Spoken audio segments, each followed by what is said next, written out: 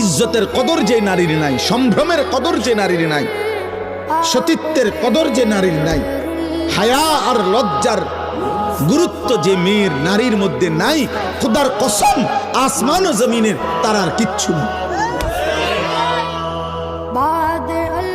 আল্লাহ তাআলা পুরুষের শরীরে পরিশ্রম করার অতিরিক্ত যোগ্যতা আল্লাহ সৃষ্টিগতভাবে পুরুষের শরীরে দিয়েছেন, আর লজ্জা শরমের অতিরিক্ত যোগ্যতা সৃষ্টিগতভাবে আল্লাহ নারীর শরীরে দিয়েছেন।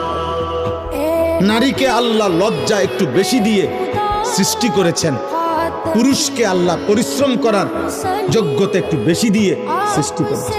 এই জন্য পুরুষকে বলছেন বাহির সামলাও, নারীকে বলছেন ঘর সামলাও।